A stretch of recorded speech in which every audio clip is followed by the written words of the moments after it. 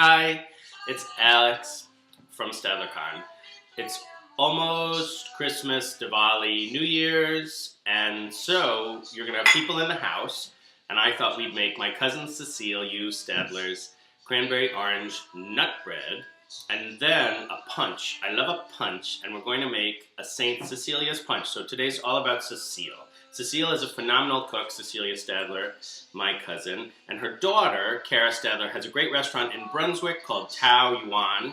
Look at the thing. When you pass through Brunswick on your way to Maine for your vacation, go to Tao Yuan. It is beautiful. They opened the same month we did, June of 2012, and they're going gangbusters. Cara, I think, was very inspired by having a phenomenal mom for a cook. Cecile throws things together like it was nothing. Oh wait, I need my bowl. My bowl.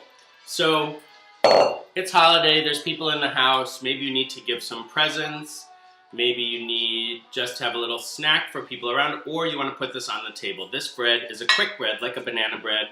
Again, all happening in this bowl, takes 2 seconds. You can double the recipe very easily. I wouldn't more than double it. You need a couple oranges grated into sugar. It's 1 cup of sugar and 1 tablespoon or 2 oranges worth of peel on a microplane. Be sure to remove the disgusting label. I would like to find the person, if you're out there, who put all these labels on my fruit and pinch them in the soft part of their arm, okay? But you don't want to grate up your label. Grate, grate, grate, do-do-do, do-do-do. Grate, grate, grate, grate your orange. Grate your orange. So 1 tablespoon of orange peel. There we go. Shooby, shooby, dooby. Now, mix that around into your sugar. Mix it good. It'll clump up in the beginning.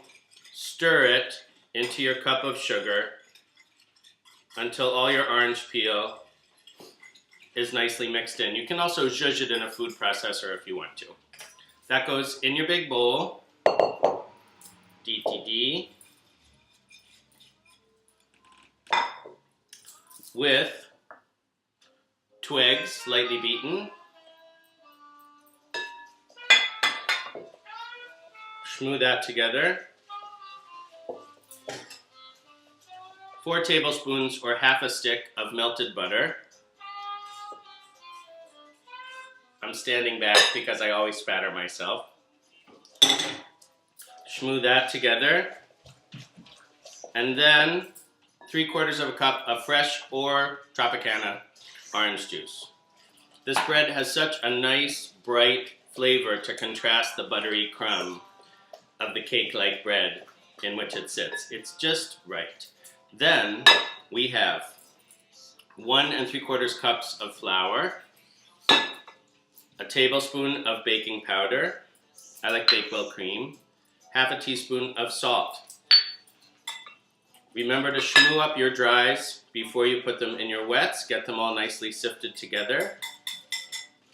I'm going quickly because this is a quick bread. That goes in there. Again, stir it together just until it's incorporated. It'll look like pancake batter. Dee dee dee, la la la, da do. You can have Brazilian music going on in the background. We have Astrid Gilberto today. Gilberto. Quer fala português, mas não fala. The only thing I can say is, O abelha rainha, faz de mim instrumento de tua prazer.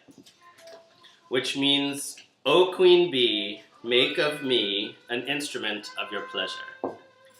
Take 2 cups of cranberries, whole, do not chop. If you chop your cranberries like my mother once did, the whole bread will be a soaking, sodden, blood-soaked sponge.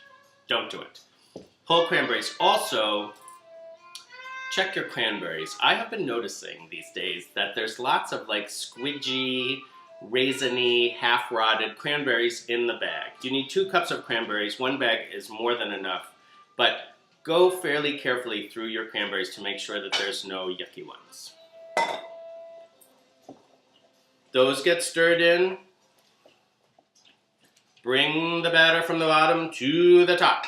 And then a cup of chopped walnuts. The bread will be fine if you have a nut allergy without the nuts, but it'll be yummier with the nuts. Fold, fold, fold, like you're doing the laundry. When it's nicely gooshed up together,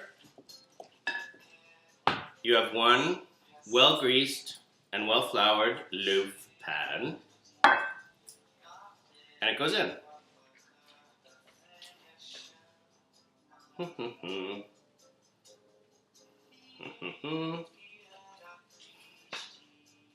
Don't waste a drop.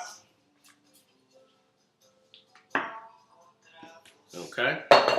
Smooth it out over the top. This is going to go into an oven, which you have preheated to 350 degrees. And I've noticed that this takes about an hour and 10 minutes till it's just right. But check it with a toothpick. When the toothpick comes out clean, the loaf is done. I'll show you a good one in just a second. Here is a lovely one, and I'll show you a slice. Come on. It's not coming out. There we go. See how pretty?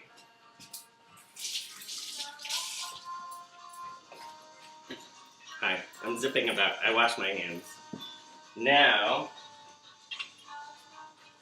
there's people in the house. Look at this.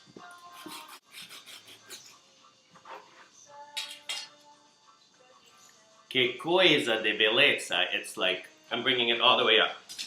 Look, it's like red and nutty. It's holiday-y. It's so tasty. It's great. You can have it for breakfast. You can have it for tea. You can put it out on the table with the ham and the turkey or the whatever. You can give it to your neighbor.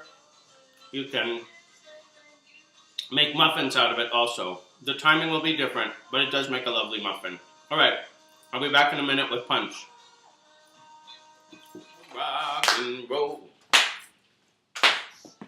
Hi, we're back, and we zhuzhed a little bit. We have some great flowers from George Baker Flowers on Latimer Street, and you'll see in the back, Kevin came by for cocktails. He's trying to keep off gluten right now, so he wasn't here for the bread portion. I don't really think he has an allergy, but he says he just wants to feel more clean, if you know what I mean. Anyway, he's here for a drink, because when you don't eat gluten, you need a drink. So, we're gonna make a St. Cecilia's punch in honor of my cousin Cecile, who invented that gorgeous cranberry nut bread. St. Cecilia's punch comes from an old Charleston, South Carolina recipe from the St. Cecilia's Society, which was a super secret society.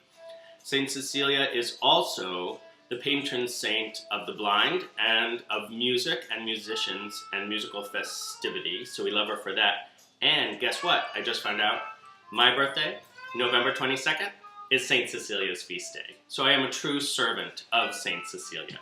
This punch is normally a little bit more complicated and a little sweeter and fruitier. I've stripped it down.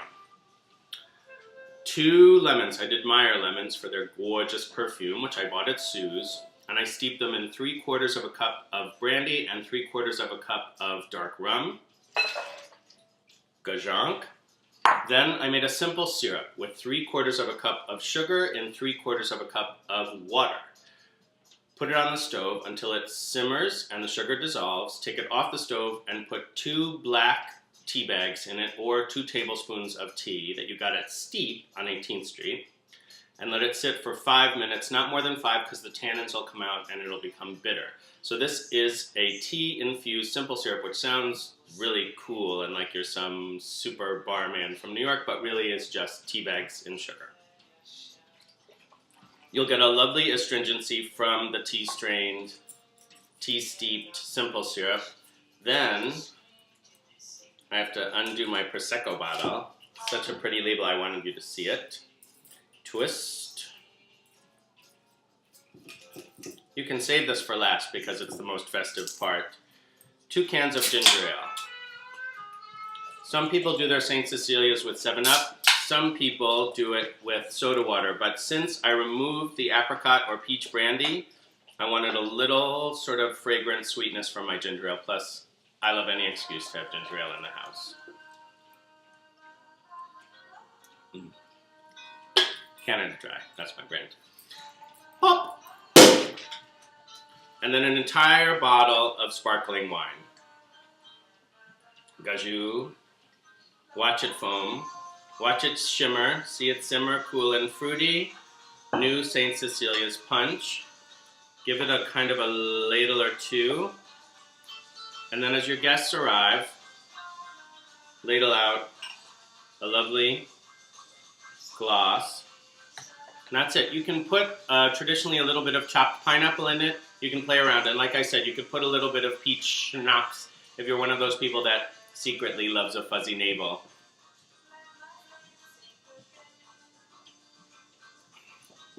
It's got a kick. It's got a dark, caramelized flavor to it, almost like a brown sugar taste. You could add a little more lemon if you wanted. It's most reminiscent, it's like an alcoholic cola. It's quite wonderful. It's St. Cecilia's Punch, and Happy New Year to you when you see this, whenever. I hope it's a good one. Happy Christmas, Happy Diwali. Ramadan might be in there somewhere, I'm not sure this year. But whatever it is, run around in the snow and have some fun. It's been lovely spending the year with you. I'll see you in February for something for Valentine's. Skål!